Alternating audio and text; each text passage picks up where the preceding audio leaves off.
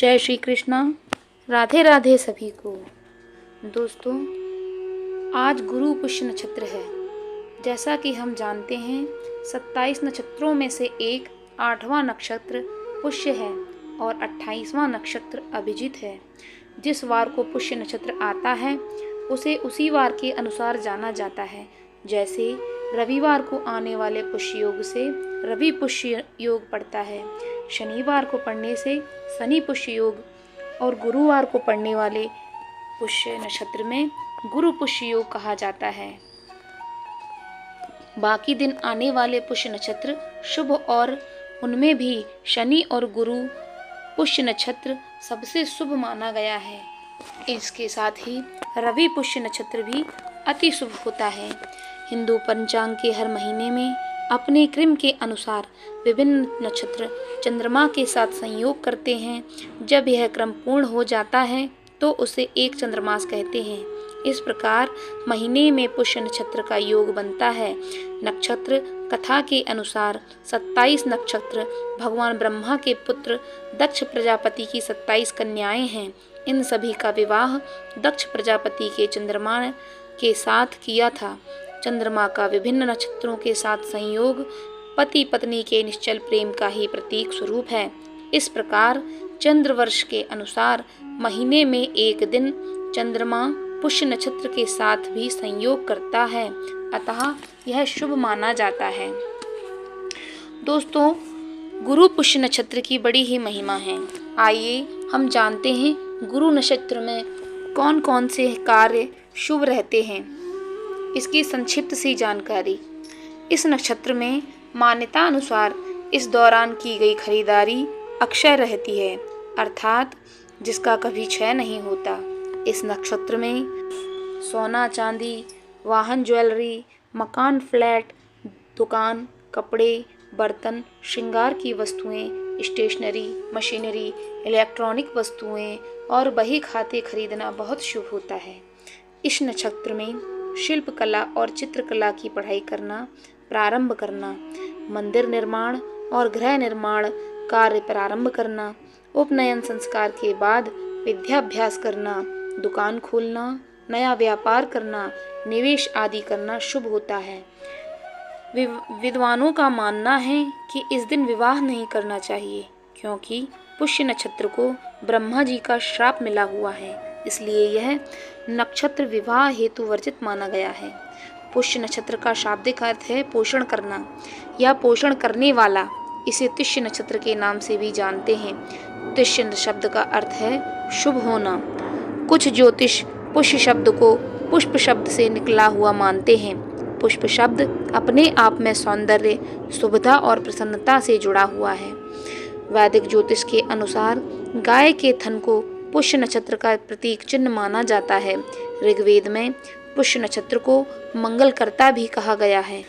वैदिक ज्योतिषियों के अनुसार पुष्य नक्षत्र को सभी नक्षत्रों का राजा कहा गया है। पुष्य को एक पुरुष नक्षत्र माना जाता है, जिसका कारण बहुत से वैदिक ज्योतिषी इस नक्षत्र पर बृहस्पति का प्रबल प्रभाव मानते हैं। पुष्य नक्षत्र को क्षत्रिय वर्ण प्रदान किया गया है। इस नक्षत्र को पंच तत्वों में से जल तत्व के साथ जोड़ा जाता है। पुष्य नक्षत्र में स्त्री नए वर्ष स्वर्ण आभूषण और वस्त्र धारण नहीं करे, ऐसा लिखा है। मतलब यह है कि संभवतः स्वर्ण तो खरीदा जा सकता है, लेकिन पहना नहीं जा सकता। इस दिन पूजा या उपवास करने से जीवन के हर क्षेत्र में सफलता की प्राप्ति होती है। सर्वप्रथम अपने घरों में सूर्योदय एवं सूर्यास्त के समय माँ लक्ष्मी के सामने घी का दीपक जलाएं। किसी नए मंत्र की जाप की शुरुआत कर सकते हैं। इस दिन दाल, खिचड़ी, चावल, बेसन, कढ़ी, बूंदी के लड्डू आदि का सेवन करने और यथाशक्ति दान देने की परंपरा है। इस दिन नए कार्य की शुरुआत करें, जैसे ज्ञान विद्या आरंभ करना, कुछ नया सीखना, दुकान खोलना, लेखक हैं तो कुछ नया लिखना आदि। पुष्य नक्षत्र दिव्य औषधियों को लाकर उनकी सिद्धि की जाती है। जैसे इस दिन हत्था जोड़ी लाकर उसकी विशेष पूजा की जाती है और उसे चांदी की डिबिया में सिंदूर लगाकर तिजोरी में रखा जाता है, जिससे लक्ष्मी का स्थायी निवास होता है। यह प्रयोग शंख पुष्प की जड़ के साथ भी किया जा सकता है। दोनों ही प्रयोग किसी ज्योतिष से पूछकर ही करें। इस दिन कुंडली में विद्वान दूषित सूर्य के दुष्प्रभाव को घटाया जा सकता है। इसके लिए सूर्य को अर्घ्य दें और सूर्य से संबंधित वस्तुओं का दान करें। पुष्य नक्षत्र के नाम पर एक माह पौष है। 24 घंटे के अंतर्गत आने वाले 3 मुहूर्तों में से एक 20वां मुहूर्त पुष्य भी है। कुछ खास मुहूर्त हैं जैसे सर्वार्थ सिद्धि, अमृत सिद्धि आदि में गुरु पुष्यामृत और रवि पुष्यामृत योग का भी नाम आता है। पुष्य नक्षत्र का संयोग जिस भी वार के साथ होता है उसे उस वार से कहा जाता है। जैसे गुरुवार को आने पर गुरु पुष्य नक्षत्र सबसे शुभ माना जाता है। इस दिन धन का निवेश लंबी अवधि के लिए करने पर भविष्य में उसका अच्छा फल प्राप्त होता है। इस शुभदायी दिन पर महालक्ष्मी की साधना करने, पीपल या शमी के पेड़ की पूजा करने से उसका विशेष मनोवांछित फल प्राप्त होता है। इस दिन पीपल, शमी और आंकड़े के पेड़ या दूध वाले पेड़ की पूजा कर सकते हैं। इससे हर क्षेत्र में सफलता प्राप्त की जा सकती है। इस दिन रोटी पर घी लगाकर उसके साथ गुड़ मिलाकर गाय को खिलाने से धन लाभ प्राप्त होता है। माता लक्ष्मी के समक्ष घी का दीपक जलाकर उन्हें कमल पुष्प अर्पित करके इस दिन श्री सूक्त का पाठ करने से माता लक्ष्मी बहुत ही जल्द प्रसन्न होती हैं। इस शुभदायी दिन पर माता लक्ष्मी की पूजा और साधना करने से उसका विशेष फल प्राप्त होता है। सर्वप्रथम अपने घर में सूर्योदय एवं सूर्यास्त के समय माँ लक्ष्मी के सामने घी से दीपक जलाएं। किसी नए मंत्र की शुरुआत करें, फिर पूजा आदि करने के बाद श्री सूक्त का पाठ करें और बाद में फिर पूजा करें। जिन व्यक्तियों के पास जॉब नहीं है वो आज के दिन एक उपाय कर सकते हैं जिसमें साधक को केले के पेड़ की पूजा करनी चाहिए।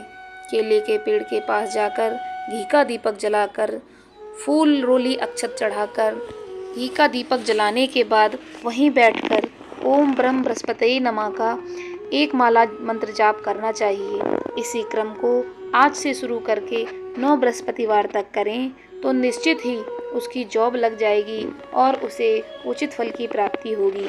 जिन व्यक्तियों के विवाह नहीं हो पा रहे हैं उन्हें भी आज से लेकर 9 बृहस्पति तक ओम ब्रह्म बृहस्पतये का जाप करना चाहिए और केले की जड़ में मीठा जल चढ़ाना चाहिए और भोग के लिए पीला प्रसाद रखना चाहिए, जैसे लड्डू, पीली बर्फी या कुछ और भी हो सकता है।